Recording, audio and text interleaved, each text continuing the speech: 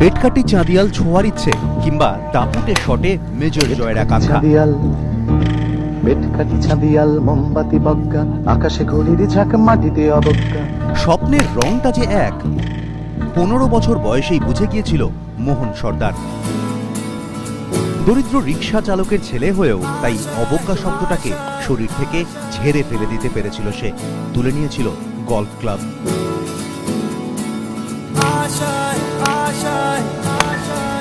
অদম্য ইচ্ছে শক্তি, কঠোর পরিশ্রম, একের পর এক সাফল্য। বড় লোকের খেলা মিথটা ভেঙে চুরমার।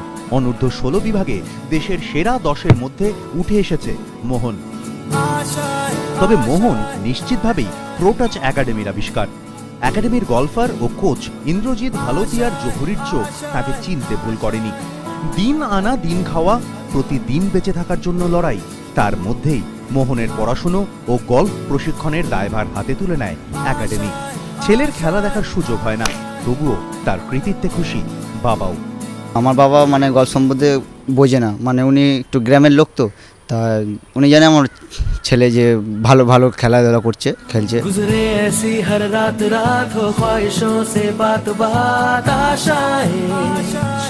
টুটুলের গল্পটাও খুব একটা আলাদা নয়।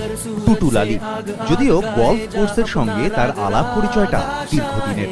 বাবা ছিলেন ক্যাডি, টুটুল নিজেও কাজ করেছেন ক্যাডি হিসেবে। অবশেষে গল্ফে হাতে খড়ি, আর তারপর পেছন ফিরে তাকাতে হয়নি আর। ইতিমধ্যেই অনূর্ধ্ব 16 বিভাগে দেশের সেরা 20-র মধ্যে চলে এসেছে সে। প্রতিযোগিতায় অংশ নিতে পাড়ি দিয়েছে মার্কিন মুলুকেও। সেই প্রথম বিমানে ওঠা। সেখানে গিয়ে অসুস্থ হয়ে পড়ে সে। অসুস্থতা সঙ্গে নিয়েই টুর্নামেন্টে ভালো ফল। বড় প্লেয়ারও হওয়ার টার্গেট আছে আমার। স্বপ্ন তো গলফ, আমার লাইফই এটা গলফ। মাটির অবজ্ঞাকে মাটিতে পিষে ফেলেই স্বপ্নের আকাশ ছুঁতে চলেছে দুই গলফার। এখন সেই সাফল্যেরই অপেক্ষা। কুন্তল চক্রবর্তী, এবিপি আনন্দ, কলকাতা।